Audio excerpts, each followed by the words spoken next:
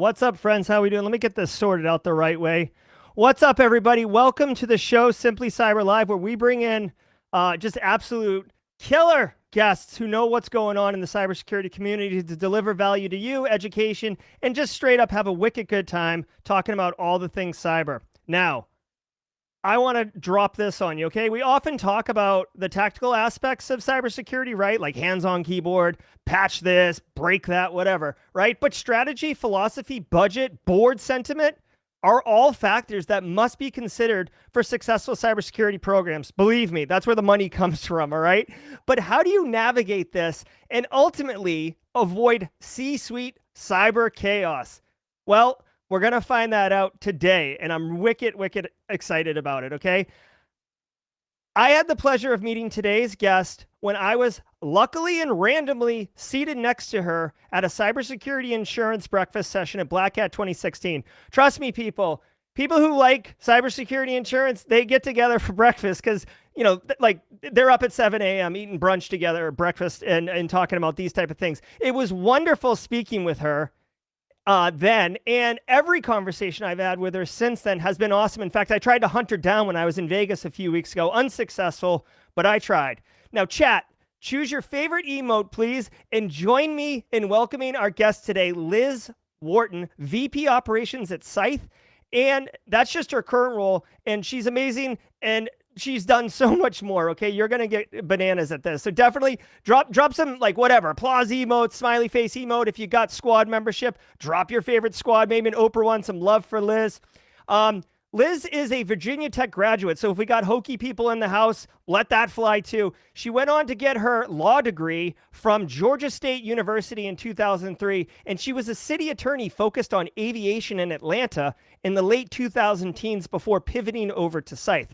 But Jerry, why would I care, right? Why, you may be asking yourself, like, what does a city attorney around aviation in Atlanta, hot Atlanta, have anything to do with cybersecurity? Well, it's a good question. Totally fair. Liz was heavily involved in the response to the SamSam ransomware attack in the city of Atlanta in March 2018. So how's that for a mic drop? She has dealt with one of the most kind of well-publicized and, you know, very harsh. Before ransomware got like mainstream and cool, SamSam was doing technical exploitation. No fishes needed there to really hurt. And they really messed with Atlanta, and she was right there at ground zero. So she knows what's going on with all this stuff. Now, Liz has spoken in multiple events, including what I would consider a bucket list speaking engagement, DEF CON.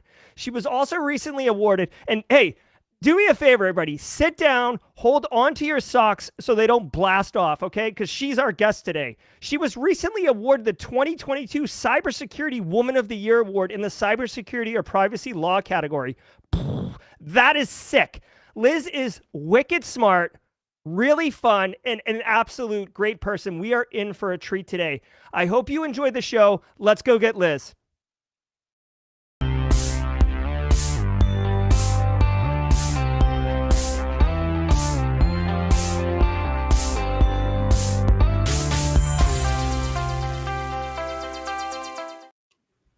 What's up, Liz? How are you?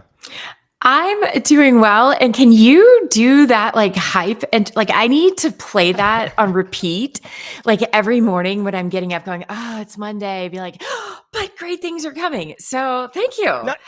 Not just great things. You should clip what I just did. And like, you know, your alarm clock, instead of being like, burr, burr, it can be like Liz Wharton, 22 Cybersecurity Woman of the Year. Just like have like a hype train to wake you up. You'd probably just like run through the wall. It'd be sick. I love it.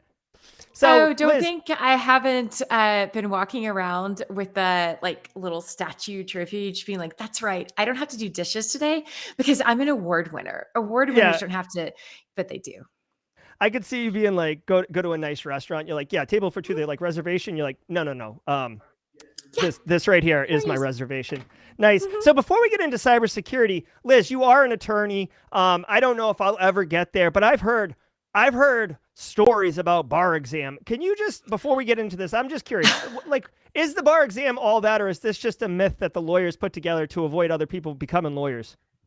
Well, and it comes with a disclaimer that while I am a lawyer, I am not yours unless you're an employee of Scythe, in which case I'm not really your lawyer.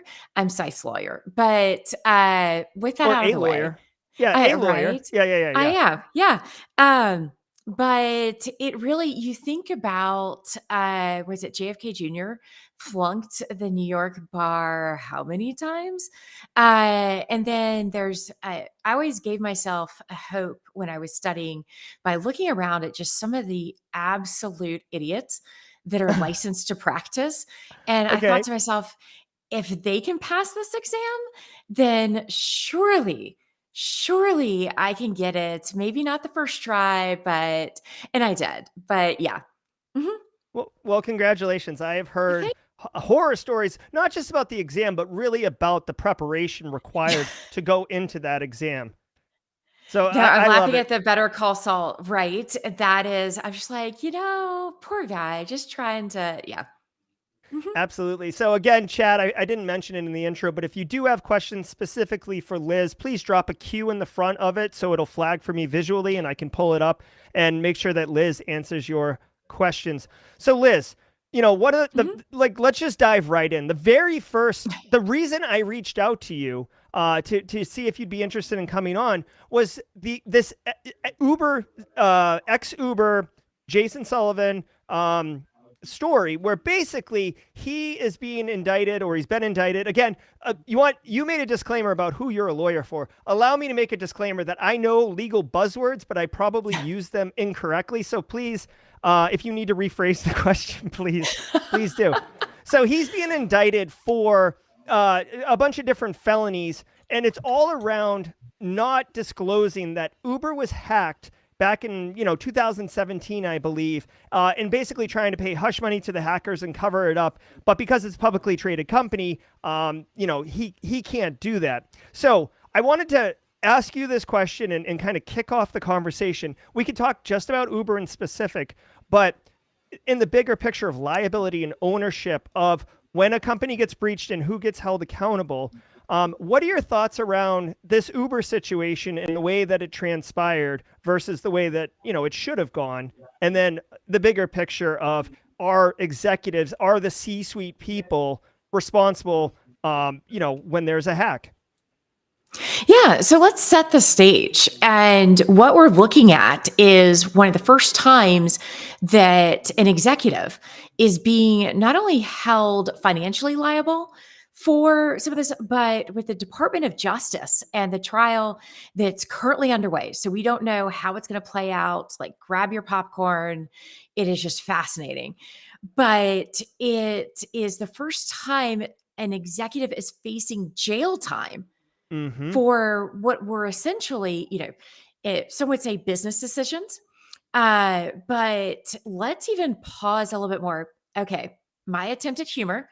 There's a reason why Mm-hmm. I'm not a stand-up comedian, but to borrow from Katie Masoris, one of the amazing trailblazers in this industry, you know what CSO um, stands for, or CSO stands for, right?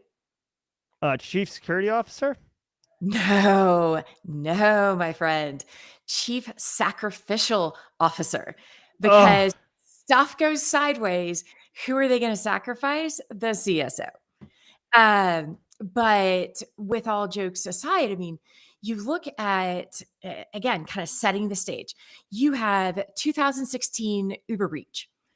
And what was going on in the background was Uber had a 2014 breach that had Mm-hmm. been disclosed, as well as just some general, uh, let's say, allegations by the Federal Trade Commission, FTC, of lax practices, security issues. And so you have the chief security officer at the time, who also happened to be a deputy general counsel, negotiating with the FTC, saying, okay, we had some earlier breaches.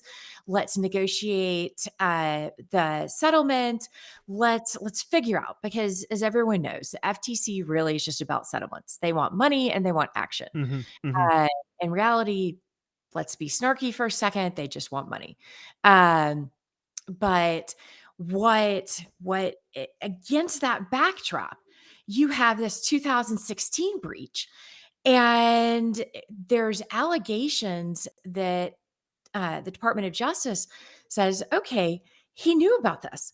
Sullivan knew about this and didn't disclose it to us as we were reaching the settlement on the 2014 2000. So you've got kind of all of this happening in the background, like, yeah, you should have told us.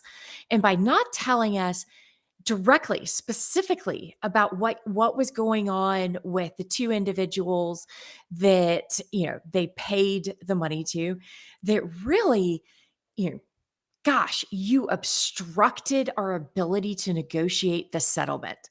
It's like, wait, what? So not that what they did was, doing that was bad in itself, but it obstructed a settlement negotiation. Okay. And well, by entering into, so what happened with the two individuals is they, stole 57 million users' data, said, hey, Mm-hmm. we've done this. And what Sullivan and the rest of the Uber team had worked on was that, okay, what about, you want 100K in Bitcoin as, of your payment. They basically had turned it into a bug bounty Mm-hmm. and made it so, okay, what about you were really just disclosing to us some vulnerabilities in our system, and we'll pay you 100 grand as the payment for that, and as part of a bug bounty, and sign some NDAs. If you've ever entered a bug bounty, uh, I'd say competition, but program, that you're going to have to sign some NDAs because lawyers, we like documents. This says, all right, we'll only disclose it under these controlled terms. We won't do this. We won't do that. And they did it through HackerOne, which was the company that was managing Uber's bug bounty program. So they do all this. And then it starts coming out that, oh, wait a minute. Was that really a bug bounty, or is that just an interesting way to, let's say, cover up a breach? Yeah. So now you've got the Department of Justice coming and going, whoa, whoa, whoa. You know what? We think we're going to charge him for this and for this obstruction of justice and everything. That's penalties up to 8 years in prison. Yeah, that's not something And I want any piece of. no. And what's even crazier is he's the only one. Because there's like, oh, well, he's the one who was personally responsible. He made all these decisions, and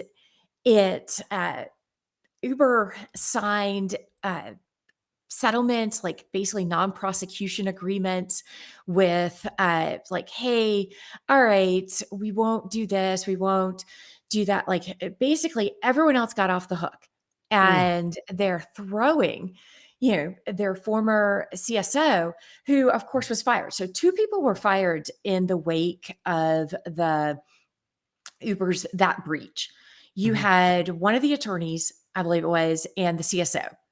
So you're like, okay, like what is going on? There's just a lot happening that it's talking about like a dog eat dog kind of, like there's no loyalty. Everyone's just kind of like, no, it wasn't me.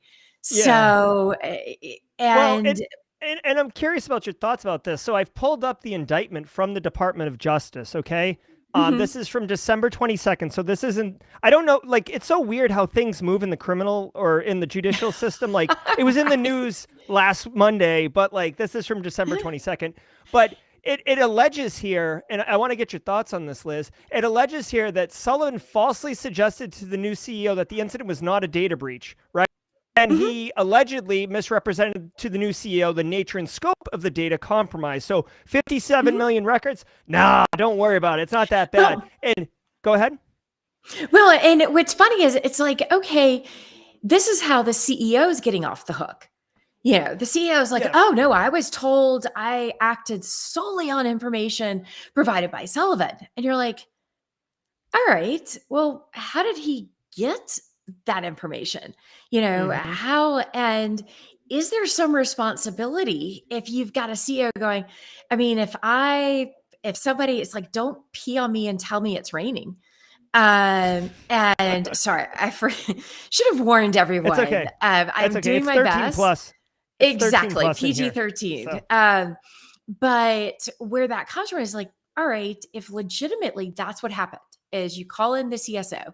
CSO says, we've done our research into the incident, and yep, wasn't a data breach.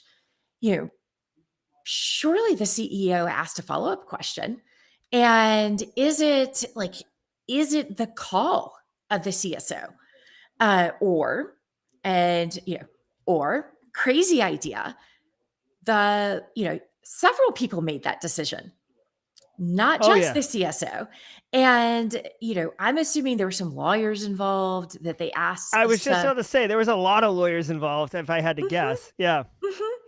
And, did they, and what all was presented to the CEO? Like, that's what I thought was fascinating, is you have the former general counsel going, yeah, gosh, that Sullivan dude, oof, bad news. And he's like, yeah, I don't make decisions like that.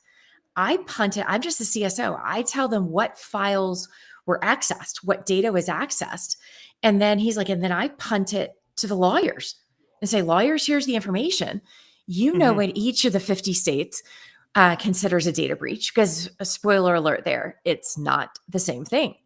And that's not even getting into GDPR stuff. I mean, it's whether it's, was it PII, personally identifiable information? Was it credit cards? Was it like, what was it, as CSO, CISO, whatever? Never make that call. Never put in writing that you are asking the lawyers and legal counsel what, like, okay, yeah, here's the information. Y'all make you're the ones who pass the bar exams. You're the ones who are getting paid the big bucks. Tell me, is it this? Is it that? Yeah, I agree 100%. And another kind of dimension, you mentioned GDPR, but another dimension to this is that Uber has presence, quite a bit of presence, in the state of California, which has very well-defined kind of high bar privacy laws. And the fact that they covered up the entire incident, which involved drivers' information, means that they were violating all of those privacy laws. So this isn't just about not disclosing to shareholders or playing down a problem. I mean, I haven't seen any of these crimes or indictments point to any of the California state law violations, which I assume it would be, a scalar value of however many citizens of the state of California were in fact impacted by this particular cover up, for lack of a better term. Well, and what was also fascinating is it's just not, and as one of the comments point out, the CCPA in California, but you've also got Maryland, oh gosh, and now I'm going to absolutely blank, Virginia. You've got a multitude of states that all have these, like, hey, and that's what I said, like, is it this combination of data? But there could be, and especially in this case, where you had the two individuals who ended up receiving the payment, the 100K bounty. And what I thought was kind of a funny side note is they mentioned there was a third person who may or may not had a copy of the data. And they're like, well, we can't get them to confirm that they actually deleted it or not. I'm like, yeah, y'all broke into you basically stole this information, and suddenly you're going to become angels that we should believe. Exactly. Oh yes, I pinky promise, I double dog, dare you. And it's just like, okay, there's no honor amongst thieves. And I can tell you, as we talked as part of the intro. So one of the things with City of Atlanta, when I can tell you the first couple hours as we are realizing all of our systems are burning to the ground, and we're getting the scope, the first thing, it wasn't even that our in-house, our, city attorneys, we basically called in immediately our insurer, and we called it an outside counsel, and he sat there with basically a 50-state summary of all of the data breach notification laws, and just started going through and almost like a checklist of, here's what I'm getting to know. I need to know the following things in the following order before I can start. And I can't imagine that you have Uber that has danced this dance before. I mean, they were in the middle of dancing it for other security breaches. And we're not going to talk about the lapsus one last week, 2 weeks ago. Like, yeah. they can't catch a break. No, and But I'll tell you too, like Mhm. just sentiment, because I do a daily threat briefing every morning, and the sentiment from the hundreds of people that attend every morning, and even myself in the moment, was, Uber said like, oh, nothing was affected, and like you don't have that trust, like it's been eroded. Like I don't believe you. I mean, I'd say after the third breach, you've lost our trust. Like after the first one, okay, somebody had a bad day. Second one, all right, show Yeah. us, kind of show us your cards, show us, like, tell us again. But the third one, which is what got us to the trial that they're on now, and this is what, the fourth or fifth one. It's like every Yeah. year, it's like, oh, another year, another Uber breach. So I know. mhm. It makes me wonder if, like obviously financial services, they always invest heavily, but these big tech startups, I mean, Uber's been around long enough to get past the startup stage and kind of bootstrap and everything. But I always wonder if it's not that they don't pay security attention, but they're like just kind of that tech startup, go as fast as possible, make products, solve customers' problems. And, it's just not a part of the deal. You know what I mean? So I Right? always wonder if that's baked in. It's an afterthought. It is Hmm. absolutely. And what's also kind of plays into that is it's obviously not a priority. It's Hmm. obvious that they had security controls that they just weren't following, or, or they just weren't even implementing. Think of how many companies it's like, uh, well, I bought this. Well, did you install it? Well, no. Did you have it properly configured? Well, no, but I bought it so I could check the box Oh my on God. my cyber insurance. Yeah. It's like, ah, dude, no, that's not how this works. I like bellyache about that exact thing all day, Mhm. every day.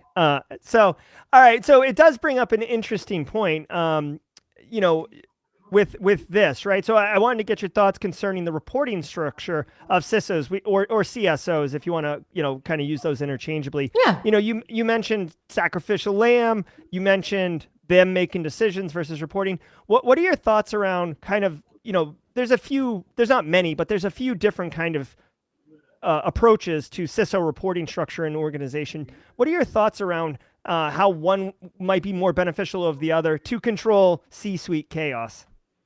Well, and what also plays into that is, are they making decisions? Do they have that autonomy for the budget, for the prioritization, for setting that? And if you're answering to anyone but the CEO and or the board, the answer is no, you really Hmm. don't.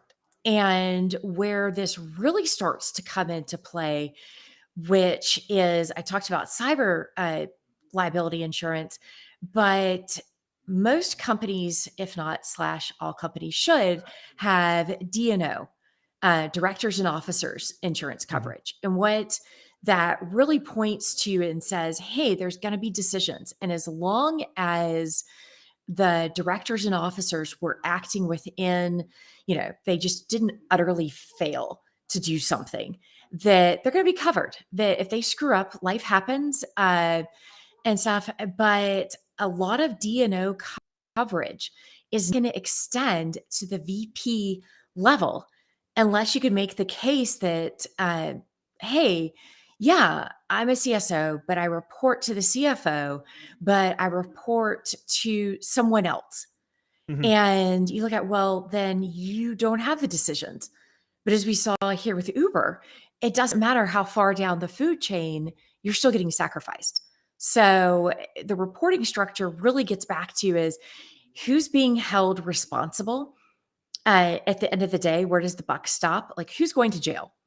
Mhm. And if you can say, look, I didn't have the ability to make the decisions, make the tough calls, then I shouldn't be the one going to jail. It should be the person who was making those tough calls, that was, taking the impact or information, and Mhm. that should have to suffer, not suffer, but, stand behind their decisions. Be held accountable. Yeah, absolutely. Yeah. Yeah, I've always subscribed to I've always been in the framework of CISO reporting to CIO. So I haven't experienced Mhm. report to risk, report to legal, report to whatever. So, Mhm. I have limited experience on that, but I have always subscribed to the philosophy that as the CISO, my job is to advise the business. I have enough knowledge to be able to take this information and distill it down into a situational report and Yeah. say, hey, listen, here's the deal. Like, here are your options that I can see, but here's the Mhm. deal. What do you want to do? Like, here's three options, right? The Yeah. guy who walks up to the president with the three options on how to respond to a military conflict, it's the president's decision ultimately. You're just trying to do your Mhm. best to advise them. If you're good CISO, like that's what you're trying to do is give them options to make their own informed decision. And that's how I've always subscribed to it. Well, and that's what I try to do when I'm wearing my legal hat, be it with Hmm. Scythe or anyone else. It's trying to say, look, my job is not necessarily to make the final call. It's I can advise, like, hey, here are the risks. Here's what could happen under this, or this. The business risks are, you know, our reputation, our financial impact, and how do you want to go? And that's a great way of doing it because hey, I'm coming with solutions, I'm coming with options, but this is why you get paid the big bucks, or this is why you get to sit on the board of directors. Is these are the calls that you have to make. Hmm. Absolutely, and just this conversation is, I'm engaged and present in the conversation, but I also have my thoughts going in the back of my head, and it just boggles my mind. Like game theory would sit, the idea of game Mhm. theory suggests that you evaluate the board or like whatever it is that you're looking at, and then you make the decision that benefits you the best, right? And maybe it doesn't benefit you the absolute best, but for the longer term strategy and how it affects other players and all that stuff, you make the decision that's, best suited for you. And I'm thinking of, Sullivan making this decision, if it's true, to, hide information and underreport and misrepresent and do all these kind of devious things. And as I mean, I don't know him personally, but it's been reported that he was a Yeah. cybersecurity superstar, and like he clearly Oh. knows the game, right? So to me, it just doesn't follow game theory that he would be making those decisions unless there's some other influence or some other factor at play that I'm not thinking of, whether it's money, whether it's power, whether it's prestige, whether it's owning that situation, for promotion or whatever. It just, it stymies me a bit. Well, and you're like to say he was a superstar and continues to be in a lot of minds. He was the former, I want to say, like privacy counsel for Facebook. Like Yeah, this was not his first rodeo. He was I've heard of them. absolutely right. He had a privacy officer. He had helped. Was a former, I want to say, prosecutor. Like Hmm. he absolutely knew this from the inside and out. Data Hmm. privacy, and a lot of these business decisions. And the fact that, I mean, you're absolutely right. Realistically, it seems like a lot of people are very quick to just throw him under, the bus and say, "Hey, he did this." There was some of the testimony, and the Wall Street Journal had some good a podcast episode that had some of the transcripts from the trial and the Hmm. testimony because it's ongoing. But you have the general counsel going, "Yeah, I just didn't trust him." It's like, well, all right, but did you ask those follow-up questions? And if not, why not? Hmm. And yeah, as general counsel, you shouldn't necessarily trust. It's trust but verify. You should, okay, these, this information, these decisions that are being made, but it would be the first time I would have witnessed, even from the government, again, the municipal state government, but having now worked in multiple different startups, advised different boards, that the first time I would have been able to walk into a room, say, these are the decisions I made, and this is how we're going to do it. And there was no discussion. Yeah. That they just said, absolutely, from Liz's mouth, so shall it be.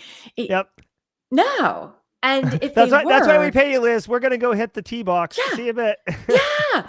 And it's like, are you kidding me? And you're seeing some of that come into play in other court cases where you've had shareholder disputes with companies saying, hey, y'all made some decisions, you did some stuff, you had some bad practices.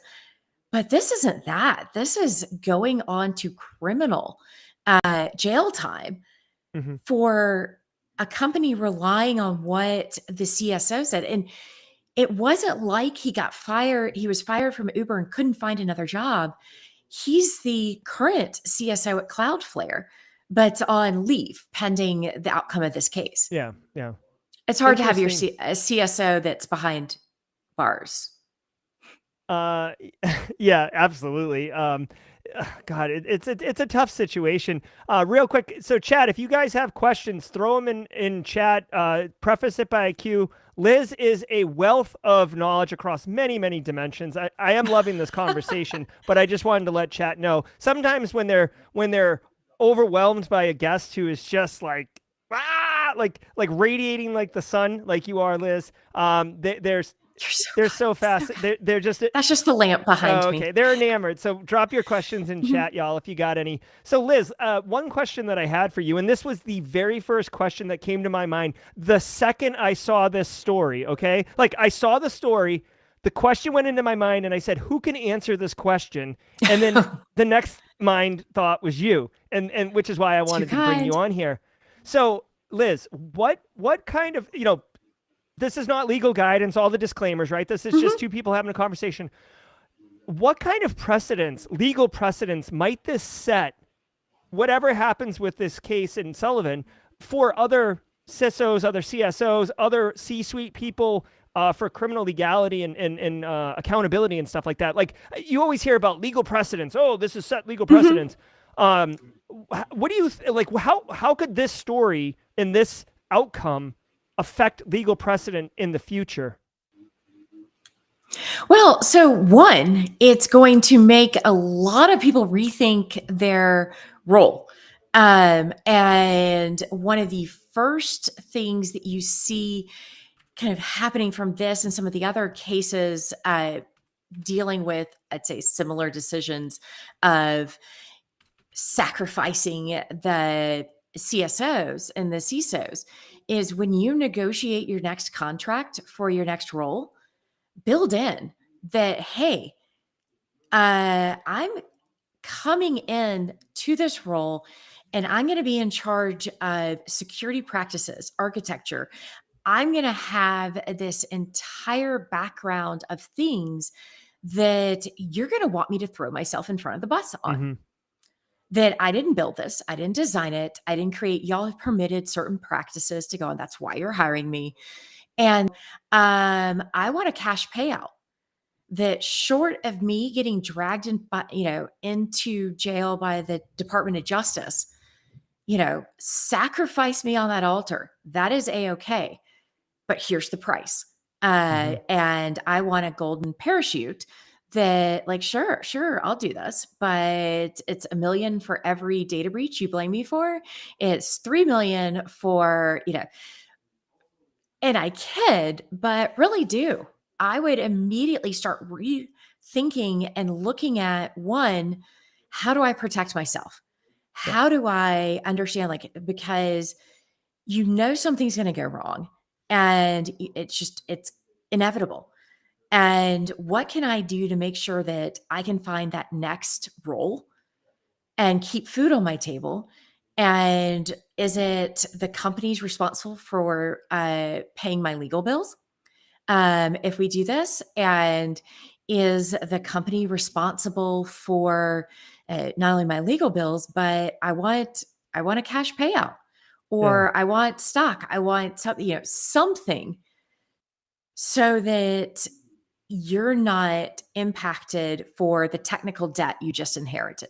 Yeah, I love the idea. Like just putting myself in that position, I do love the idea because you're basically incentivizing them not to hang it on you because of the financial burden that they're going to have to incur for it.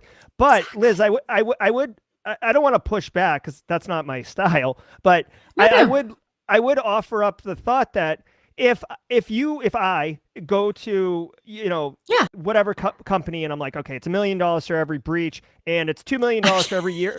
Every year Yeah. in jail I have to spend is $2 million that goes to Mhm. my family.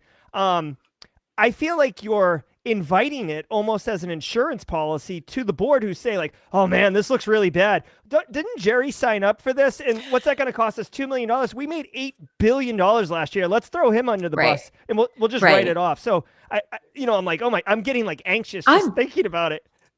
Yeah. Twitter says what?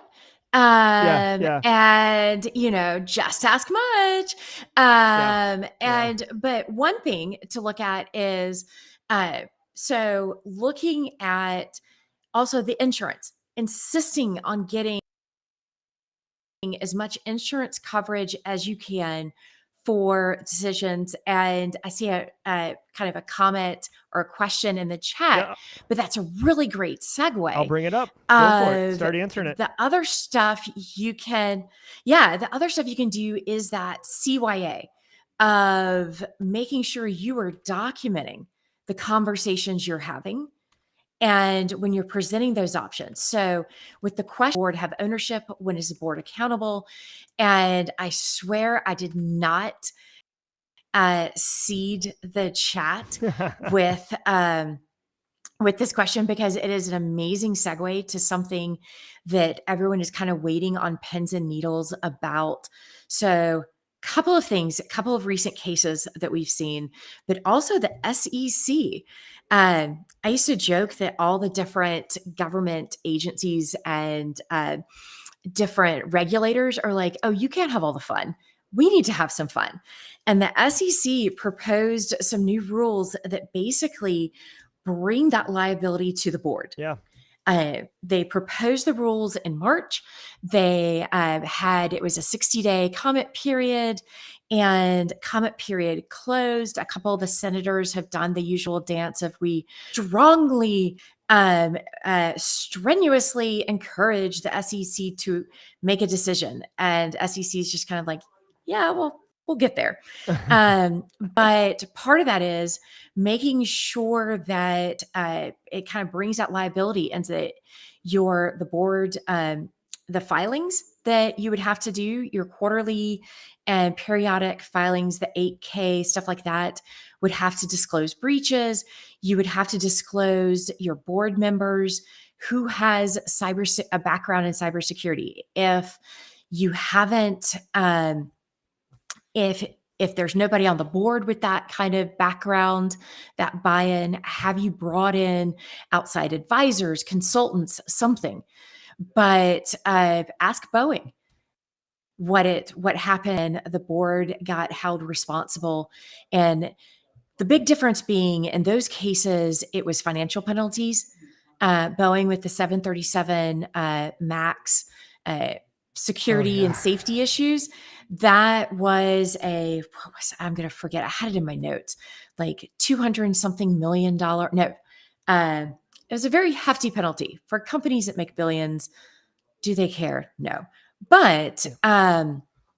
it really, it's you're starting to see more of that liability for the board. And that's why hey, you're going to have shareholder suits against the board. We've got a couple that T-Mobile is currently going through one.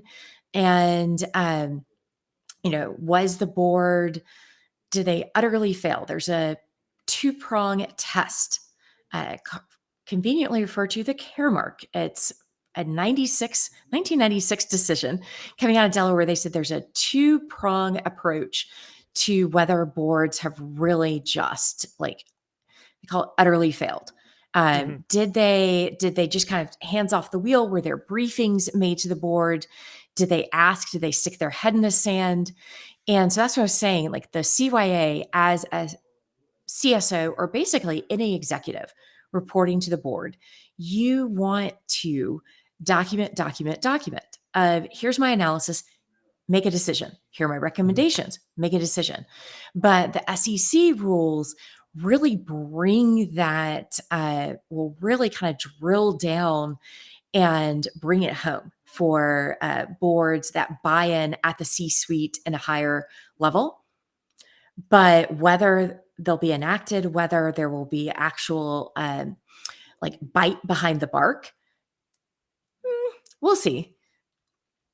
Yeah, I mean, I hate to, you might not know this, but I am cynical. So Same. so yeah, Same. so all these financial penalties are fine. To me, the Sullivan issue is particularly interesting because there is jail time associated Jail with it. time. And like you just said, I say this all the time when I see these fines. It's like, whatever, like Facebook fined $250 million in Ireland for doing all sorts of bad stuff. And it's like, dude, like Zuckerberg writes, like he like reaches in his pocket and just like, here you go. Right? And like just back to making money. So I don't find that the fines are truly, to me, a fine or a like some type of punishment should be a deterrent. That's the concept of the mechanism. It's not supposed to be to grease your pockets or to fund some initiative over here. It's to deter the behavior. And money just isn't doing it. And I find that jail time, that gets people's ears perked up because now you're taking away their freedom. And it's like, whoa. Like, I don't want that. So to me, that's really an interesting element of that. Now, what's also interesting, Liz, I don't know if you do this, we don't have to spend a ton of time on this one, but in Indonesia, they just passed a law a couple days ago. Yes. Okay? They just passed a law, and the punishment, for those who don't know, if you get punished for this, basically abusing data collection, privacy, and privacy infractions, it's 2% period of your revenue, like just period. Small company, big company, 2%, and 8 years in jail, period. Now, I don't know who gets 8 years in jail, but can we talk about this? I'd love your thoughts on this, Liz. Well, and the reason why I'm laughing over that one in particular is because when you start looking at what different countries are doing, you kind of hit the nail on the head. It's, when does it have to be reported? When does it have to? And is it like within 72 hours, 48 hours? And it's like, well, when of what? And yeah, so sorry, Jerry, you're going down with both of these because you're going to be the sacrificial, person. And it does. It's like, all right, did we like draw straws and say, okay, in our grand conspiracy, there was 10 of us that did this, but Liz drew the short straw. Liz, we've all like, you are sacrificed as, made the odds be ever in your favor. And it's kind of getting into that because like even with the SEC's proposed rules, it's a 4-day notice period. And again, it's the SEC, at least with their proposed rules, said, all right, you have to do a materiality test, but like with Indonesia and some of the other, Australia's looking at some of these disclosure requirements, and privacy. UK is looking at their own. And one of the things that is troubling is, who's getting hit with this? What exactly are the disclosures that you're supposed to do? Are you recognizing that, that sometimes life happens? It was an unknown vulnerability. It was, we couldn't patch it in time, or we found out about it. We found out about it when they sent us the ransom note. and being able to say, hey, are we really hitting the right people? And are we going after the decision makers and changing the behavior, Mhm. raising this to that level? But yeah, good luck to any company that is doing stuff in Indonesia, and some of these other countries. China is another one. Like, oh yeah, good luck with some of those Yeah, don't disclosure even get it. requirements. I mean, that one, I mean, from what I've seen in the news as reported, again, I don't ever make a claim that I'm some geopolitical expert or whatever, but it seems like if you mess up in China, like they basically just appoint a government official to be on your board, and then Mhm. you basically get assimilated by the regime. You So get that re-educated yeah, on the dangers of like failing to follow. I don't know. Mhm. exactly. But I do feel you. And again, from a human psychology perspective, and we saw this alarmingly during the early pandemic days with toilet paper went wild, right? And now you might not be like, Mhm. where are you going with this, Jerry? But here's my thing. The financial fine, it's kind of a diffusion of responsibility. It's like, oh, whatever, like the company's coffers got the money, like whatever. Like, we'll fight it in court for 2 years, we'll get it reduced, and then like whatever. Like we'll all have, beach houses anyways. But when you start talking about prison time for an individual, I feel like it very becomes a very personal thing, much like toilet paper, right? Where it's like, hey, everybody, just one roll per person or one bag per person, and people are grabbing two, three. I had to buy black market toilet paper at one point. I met some guy in like a Lowe's parking lot.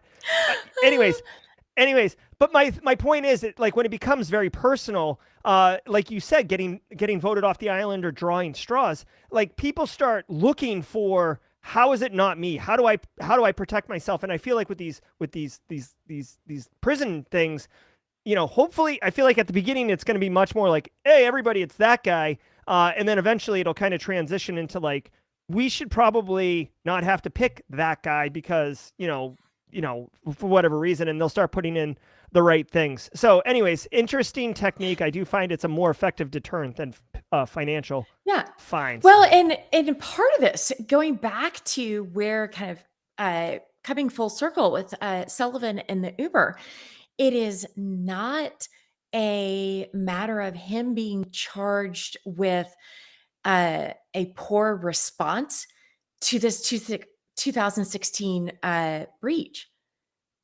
It has nothing to do with that specifically. Uh-huh. It's, hey, we were doing some other stuff and we feel like you misled us, or by making them sign NDAs, you obstructed our negotiations for a settlement with a breach that was years before. And you're just kind of Yeah. like, wait a minute.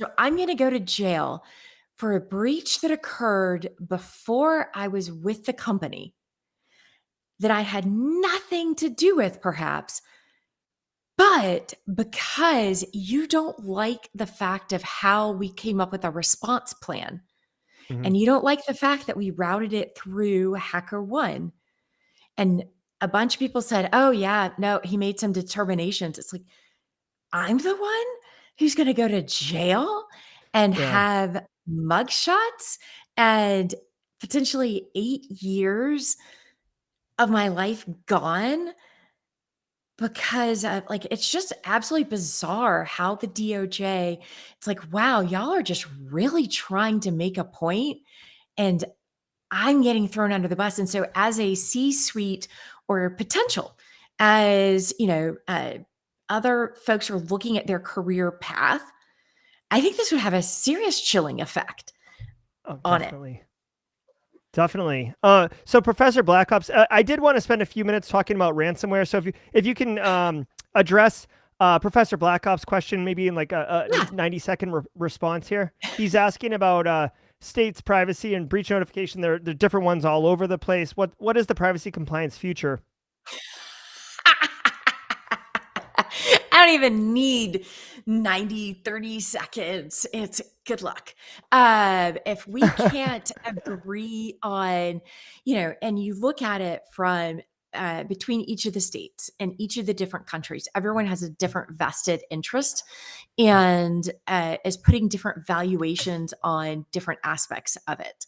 Um, the likelihood of one ring, one rule to rule them all is next. I mean, we can't even think of like what it takes to get a resolution passed at the UN.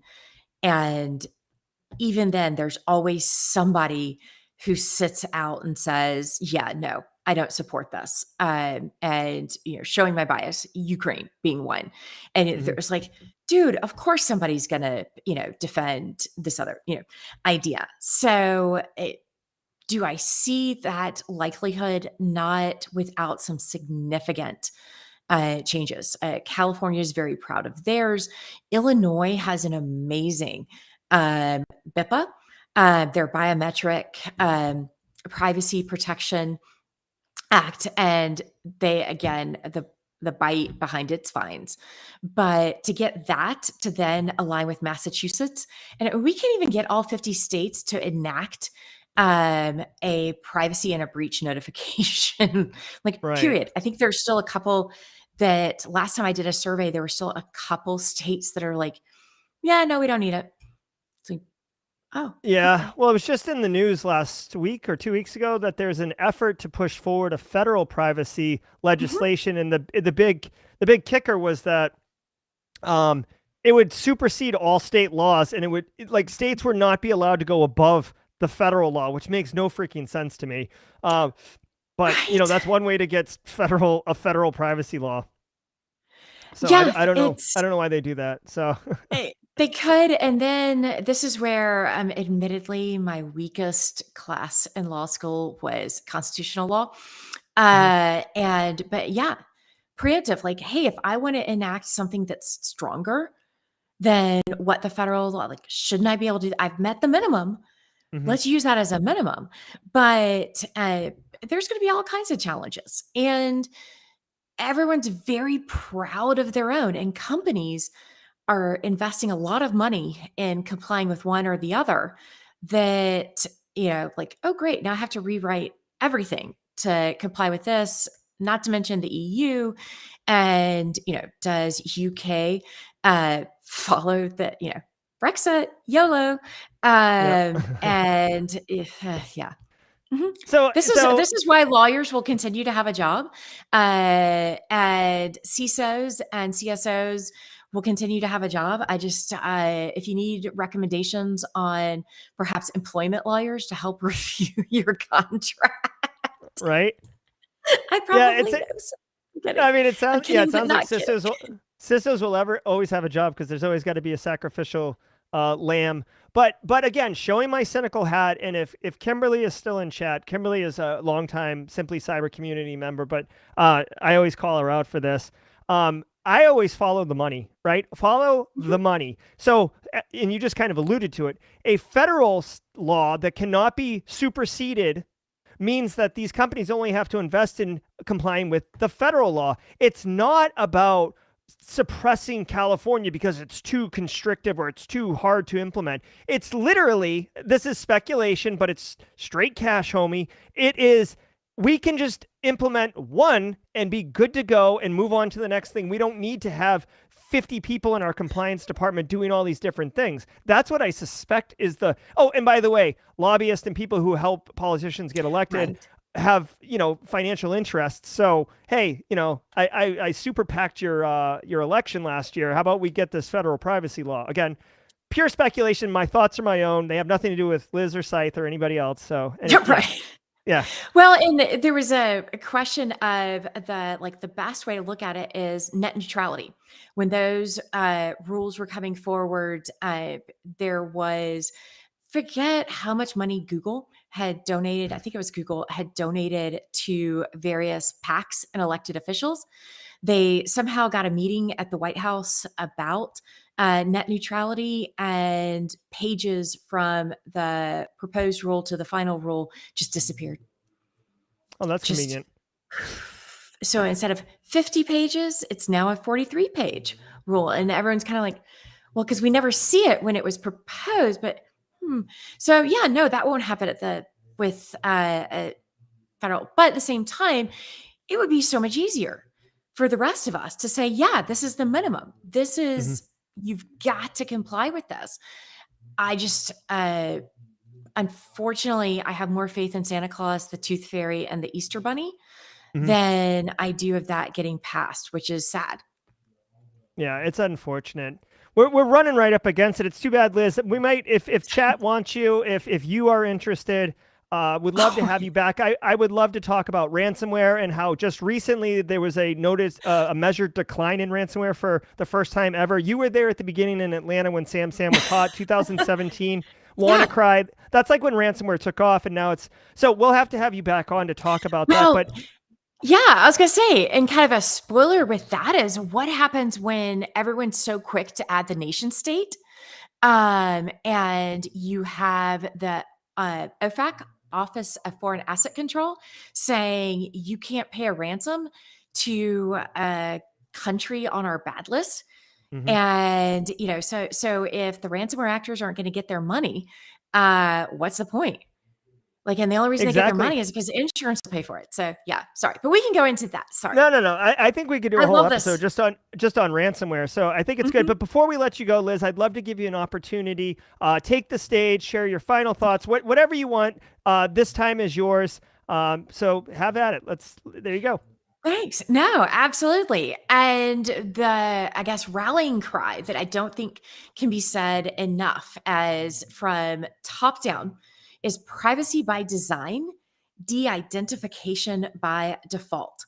And what I mean by that is if you are designing, if you're on the security dev side, down to a company that the first priority, work in that privacy from the beginning and work in those security controls. Give that, don't let it be an afterthought. And the de-identification by design or by default means instead of us having to opt out every time we want someone to stop tracking us or not follow like the cookies, what if we took the opposite approach that sure, I'll let you take my marketing information and all of that, but let me make the decision to opt in rather than it being opt out. So that's again, Santa Claus, Easter Bunny, and all the rest. But I'd love to see privacy by design and de-identification by default becoming the standard. Love it. Thank you so much, Liz, for being here. I know chat No, thank you. absolutely loved it. Such value, such value. Like Liz, guys, the intro, it delivered, right? I wasn't hyping her up, unnecessarily. Like this is Liz. She kicks total butt. Liz, thank you so much for being a guest. I genuinely appreciate your time today. I just want to remind everybody, if you don't know, every morning at 8 a.m., I go live with the daily cyber threat briefing. I'm mirrored, so it's hard for me to do this. I go live with the daily cyber threat briefing. So if you're looking to stay current on what's going on in our industry and engage with other people within our community network, so it's good for people looking to break in. It's good for people who already work in the industry that really need to be well informed of developing situations. We covered numerous stories today that just happened to be in the news, like the Uber breach and the Indonesia privacy law. So if that's interesting to you, come join us. simplycyber.io/streams will take you to the next briefing, which will be tomorrow morning at 8 a.m. On behalf of Liz, thank you so much, Liz. Genuinely appreciate it. And to all of you at chat, thank you so much. We'll see you tomorrow at 8 a.m., everybody. Take care.